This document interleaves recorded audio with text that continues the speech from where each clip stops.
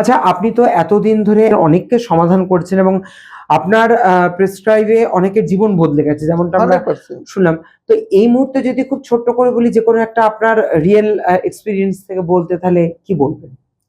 1 বছর আগে একটি ছেলে আসে, যে যার জন্য অনেকের দর্শক হয়তো এই কোশ্চেনটা করবে যে ভাড়া বাড়িতে কি বাস্তু করা যায়। তো আমি বলি যেখানে আপনি বাস করবেন সেটাই আপনার বাস্তু। তো সেই ছেলেটি বিভিন্ন সমস্যায় জর্জরিত হয়ে আমার পডকাস্ট বিভিন্ন ভিডিও দেখে আমাকে ফোন করেছিলেন এবং বিশ্বাস করে।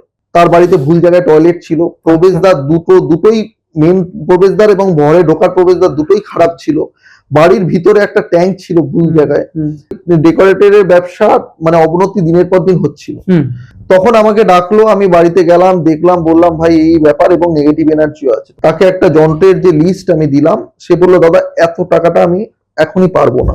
তখন আমাকেও ক্লায়েন্টের অবস্থা বুঝে কিছু কিছু ডিসিশন চেঞ্জ করতে যন্ত্রের লিস্টকে কাট করলাম, যে প্রথম ধাপে তুমি এই যন্ত্রগুলো অন্তত লাগাতে হবে তোমাকে। তখন ও বললো ঠিক আছে দাদা, এটা আমি পারবো।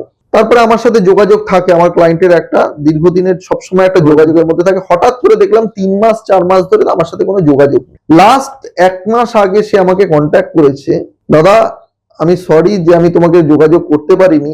এই 3 মাসে আমি এতটা ব্যস্ত হয়ে পড়েছিলাম যে আমি একটা দিনও ফাঁকা পাইনি, যে এত বুকিং ছিল আমার, এবং তোমাকে ইমিডিয়েট আসতে হবে 1 সপ্তাহের মধ্যে।